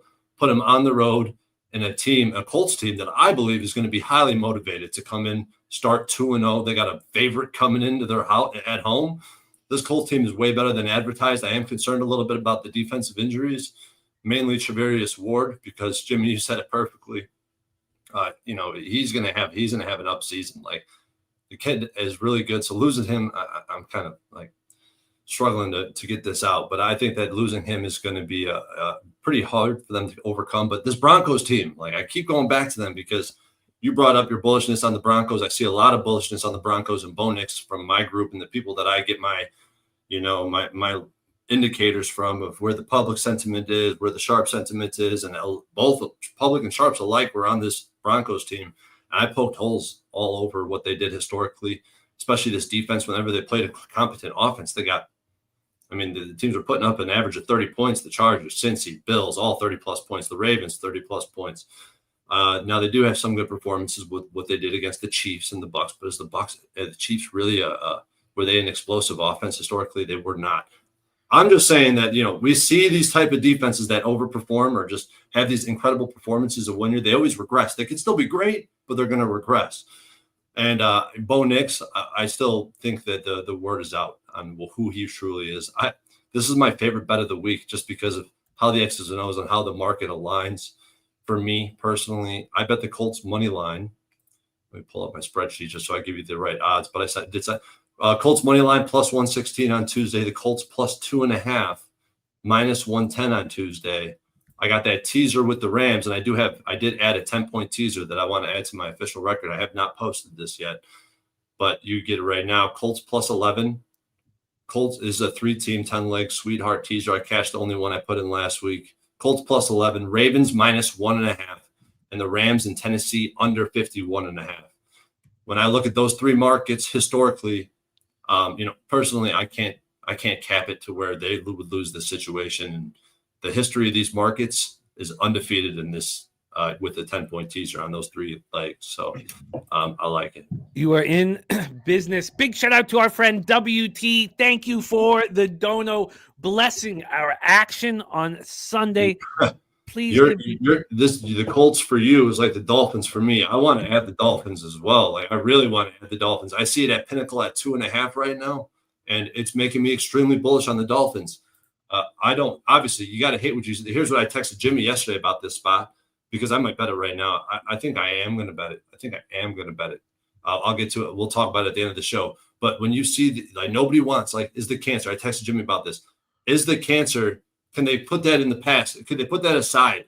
Because they do have a cancer on the team after such an embarrassing performance. Like their lives, their livelihood is on the line. All these players, these veteran players, Tua, Tyreek, McDaniels, these players' careers are on the line right now in this specific game. And New England is a young team trying to develop into something, which I think they can under Vrabel. But it's a difference. It's a complete difference in what's happening here. Like usually the rookies and the young players are fighting for contracts and stuff. I think that it's the other way around. And now that I'm seeing 2.5, I have a database that signs off on it. Jimmy, you are on the Dolphins? I doubled up. I double result and Dolphins money line. What'd you get on the money line? Sorry? What price did you get on minus the money? 132? I'm going to take minus 134 right now. I love it. The Dolphins. We're adding the Dolphins here, money line. We have our next guest ready to rock with us here. Dolphins. Am I late? Are we running behind? No, we're right on time. Like if he came on right now, so we can do quick rapid fires for this last 4 spots. We don't need breakdowns, but rapid fire action. Hey man, every time I see the next capper cut on Twitter, every time I see a post pre-flop, he's always hitting. This kid's hot right now. He's running hot. But let's roll. Eagles, Chiefs. Take it away. So I do get a little bit concerned with my action. I'm on the Eagles. I bet money line and I bet the -1 on Tuesday. And I am the only thing that I really get concerned about in this type of spot is just what we've seen from this Eagles offense, but it's happened to me in the past, and it didn't stop me from continuing to put my money down on the Eagles, who are a well-rounded team. We've seen Jalen Hurts at least appear to struggle in the pocket, but he knows exactly what's asked of him, what he needs to do to win the game, and he's able to execute that. There's no doubt about that. You can see it throughout his entire career. The kid is a gamer. The kid is a player. And I think that the Chiefs, we've been talking about bear market for the Chiefs. I truly believe that. But Patrick Mahomes is incredible. And he, at any point, could definitely, turn the leaf and win a game late. I don't have any doubt in that. That's my concern. But when I look at Jalen Carter's impact on this defense, go back and watch what happened last year in the Super Bowl compared to what the Eagles lacked in week 1 of this week, and it was pressure up the middle. Jalen Carter is going to apply pressure up the middle. And I've talked about this before too, is I think that there's only going to be, what do you want as a quarterback? Like a mobile quarterback. They're going to run around the edge, or they're going to step up in the pocket and have plenty of options. Mahomes is not the guy that wants to run around the edge. And when you have that pressure up the middle, the pressure up in your face, I feel like that's a missing piece in a lot of caps is the interior pressure, because you can't step up in the pocket. It only allows you to run around the edge at that point. And Mahomes is not that type of finesse of a runner, not that speedy of a player. He's quick.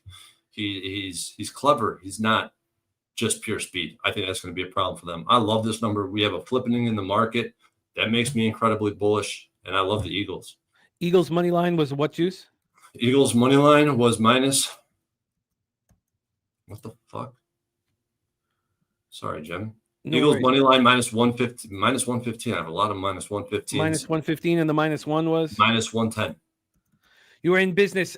We got to move real quickly. So just your action here on Falcons Vikings. Falcons Vikings. I got the Vikings Packers money line parlay. I got the Vikings -3, and I got the Vikings double result. This market's counterintuitive, but it is extremely bullish. And I'm bullish on this Vikings team. Double result and Vikings Packers. Can I get the juice? The Vikings double results +100. Vikings Packers money line parlays +135. And the -3. The -3 is -120. I wonder what that is. Then Buccaneers Texans. Buccaneers, Texans. I'm on the Texans money line and the Texans -2.5. I doubled up on this one as well. The Texans defense is absolutely legit. The Bucs offense, sell their stock. I think they're due for coming back and testing some of the lows. Chargers, Raiders. I'm on the Chargers Packers money line parlay. That's all I got in this one right now. I got the money line parlay with the Packers. That's still open, +145. The Chargers money line profiles very well historically, and I'm a believer in Justin Herbert. Troy Torrance, a monster Sunday awaits, my friend. Thank you for that. Chargers, Packers at +145. Texans -2.5. Texans money line. Vikings -3. Double result. And Vikings said there. Eagles money line. Eagles -1. We got Colts money line and +2.5. We have the Colts +11, Ravens -1.5, Rams, Tennessee under 51.5, Dolphins money line. Then the under 42.5 full game, first half under 21.5 in Rams, Tennessee, as well as the Rams +0.5 and Colts +8.5, right? Yes. Yep. Then we have the Bears +6. We have the Jets +7 and 6.5, and the Jags +3.5. Troy, let's get that cash. I will see you hitting lead off on our live stream tonight. Thank you for all that you do for us, my man. Any last words for the Capper supporting the show? Pulse Sports Radio, best damn community in the industry. That's all I got, man. I love it. Respect. We close our show with our current leader in season 5 of NFL Pub Hub. He swept the board in week 1. 5-0 +6.16 units. An absolute monster performance. We had to have him back immediately. Please welcome from Las Vegas, Nevada, our guy, Dutch Boy Fresh.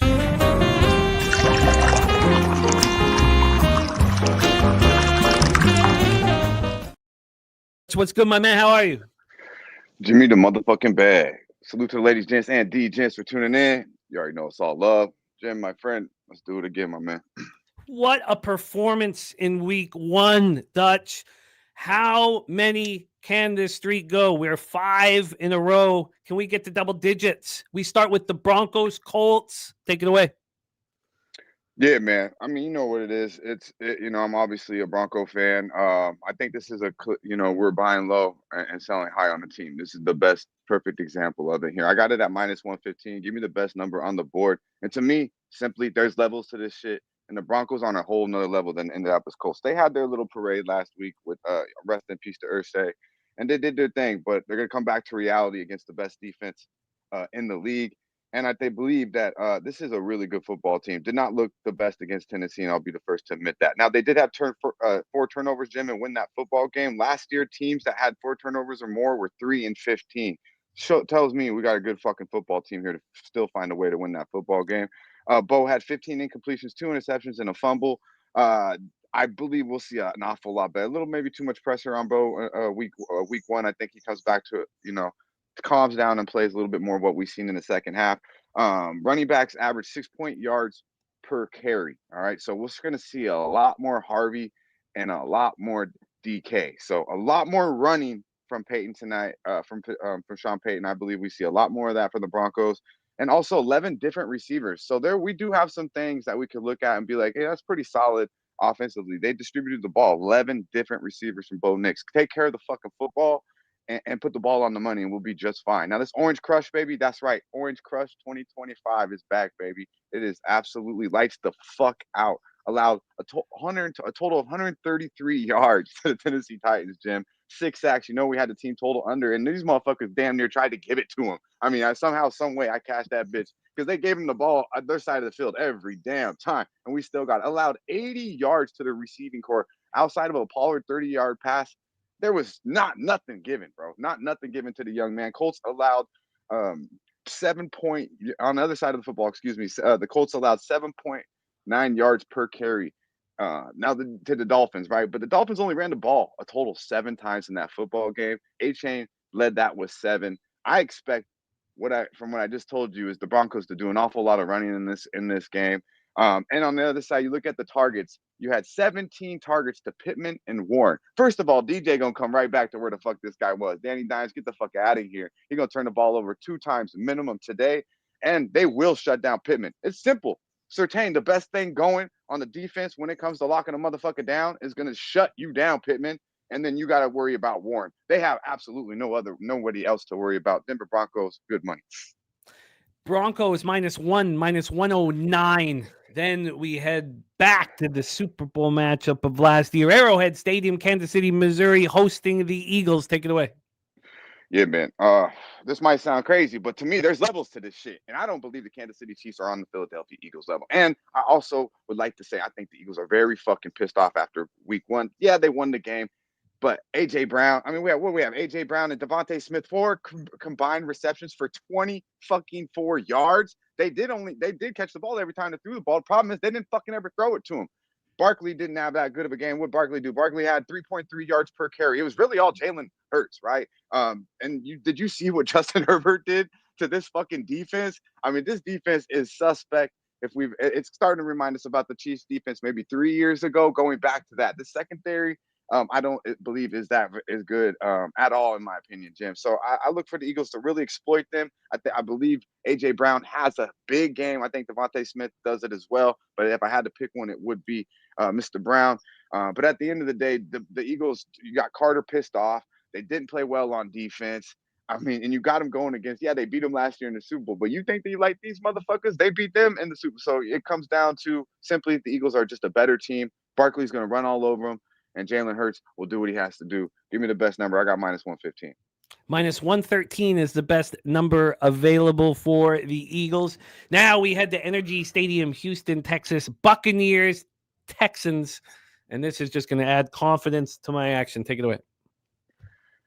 Yeah, man. This one's we're in Houston. Okay, so did we get my prop or no? Oh, My shit. bad. Sorry. No, let me I got 5 plays, right? Yeah, We'll do Houston. We'll do Houston real quick. All right, so yeah. pretty much, man. I mean, I came in and heard touchdown Troy come, and did his thing, and we were on the same page, pretty much towards the end of his plays. And yeah, man, it's Houston, man. I think this defense, this secondary is absolutely fucking elite. Say what you will. We were on the Rams week 1. I think the Rams are a Super Bowl contending team, and Houston played pretty fucking respectable in LA. Now Stroud at home is bet on 11-5 at home, 65 completion rate, 99 overall QBR, 27 touchdowns, 10 interceptions. I feel like this is a good spot here for Houston at the crib. On the other side, you look at Baker Mayfield. I mean, they can't run the ball, bro. He was a leading rusher. He's a stud, man. Baker got one hell of a chip on his shoulder. But for these Bucs, man, 39. He led the team with 39 rushing yards. They had a total of 62 rushing yards against the Atlanta Falcons. A total of 262 yards in the dome in Atlanta. What the fuck are they gonna do against this Houston Texans team who's pissed the fuck off after leaving week 1? And we know they got a coach that's gonna have these boys ready to rock and roll, especially on the defensive side of the ball. Bucky Irvin, 2.6 yards per carry. I mean, that's not gonna fly in Houston, man. And they allowed 300 yards to Penix. The fuck, Stroud? I think Big Nico gonna have a game. Dalton Schultz is gonna have I believe it's gonna be a very good game for the Houston Texans. -2.5 is good money. -115 available right now. Those are the sides. Now we have 2 different spots that we are attacking here. Bills, Jets. We have 2 different looks here for our next spot. A player prop and then and with the 2-piece like we did last week. Beautiful. Let's roll. Yeah, man. So we got Breece Hall, man. I really like this look a lot. We've seen what King Henry did against the Buffalo Bills, right? We've seen it, but this motherfucker has been doing it. Now, even week 1 against Pittsburgh, he had 19 carries, 107 yards, 5.6 yards a tuck. 4 games versus the Bills, he's averaging 77 yards per game. I bet this at -54.5 at -130. When I tweeted it out on Friday, it was at 56.5, -118. So hopefully we could still get that best number out there, but Breece Hall's going to run all over Buffalo. This game's going to be competitive, and I do believe Buffalo is going to find a way because they got the best thing going on the other side. But Breece Hall going to get you at least 75 yards today. This is probably the best prop on the board. I like this an awful lot. Once again, he's averaging 77 yards per carry against these boys in 4 games against Buffalo, or not per carry game, excuse me, in 4 games for Buffalo. And you got the Bills just gave up 238 yards against Baltimore. Are they going to obviously focus on run defense? I'm sure, but I think they're going to focus a little bit more on Justin Fields more than Breece Hall. So I look for Breece Hall to catch for us probably before halftime. The 2-piece that Dutch is referring to last week that cashed very easily was Derrick Henry touchdown Broncos money line, and he has brought another one to the party today. Take it away. Yeah, man. Same game. Bills Mafia, man. Hey, if you don't believe in Josh Allen now, I don't know what the fuck y'all to tell y'all, man, because he is by far, and it's not close, the best thing going. The absolute best player in the NFL. And I've been saying it for a minute, so hopefully y'all motherfuckers are listening. But at the end of the day, Bill's gonna win this game. We're gonna do money line, and we're gonna do what Josh Allen does, and that's get in the fucking paint and get that touchdown. Plus 129. That's right. Bills to win. And Josh Allen to get another touchdown, just like he did for us last week, and just like he did 65 times in his career. Now 66, and it'll be 67 after Sunday. Bills Mafia, Josh Allen, anytime touchdown, plus 129. It's good money. Bills money line, Josh Allen together plus 129. Brees Hall over 56.5 minus 118. Texans minus 2.5 minus 115. Eagles minus 113. Broncos minus 1 and minus 109. The most important part of this show really is information. We're trying to give information. Everybody knows exactly what's going on, market, injuries, everything. But we need winners. Winners. And that's why I always bring back the ones who are winning and bring it back as much as possible. Starting out 5-0 was something that we needed here on our show and on our channel. Stay hot, Dutch. Stay hot, my man. I'm going to pop the X handle in the chat. If you guys are following Dutch's action on Medicate Mondays, your bankroll is growing. I'm going to pop Dutch's X handle here in the chat. Support I do our want to guy. say, too, I had ever did my bad, Jim, but Hollywood Brown has 16 targets against the Chargers, right? That's all they got. Xavier Worthy's out. Fangio is going to be prepared. This defense is going to look a lot better with Jalen Carter. I don't know if you realize how good that motherfucker is. He's going to make every single buddy else better. So this Philadelphia game, getting a lot of questions, a lot of skepticism. I'm quite confident in the Philadelphia Eagles today.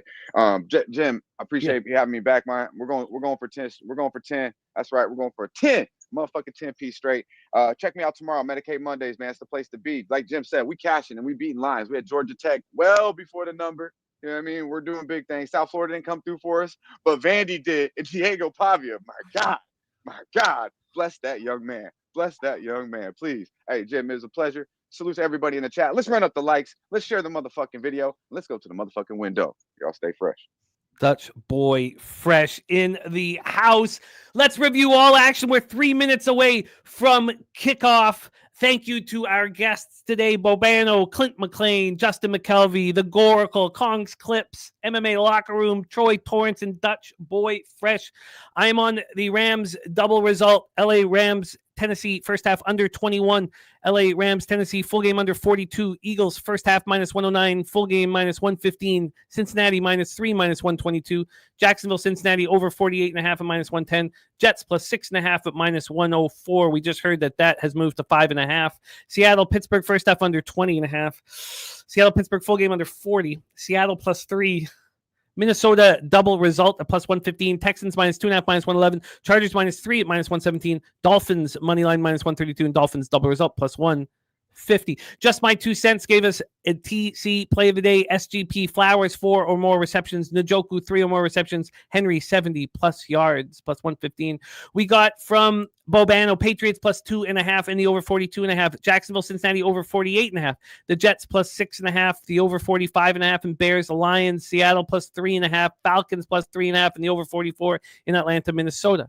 Clint Mlan started the Die Hard MMA podcast, gave us CD Lamb touchdown and 2 at plus 550.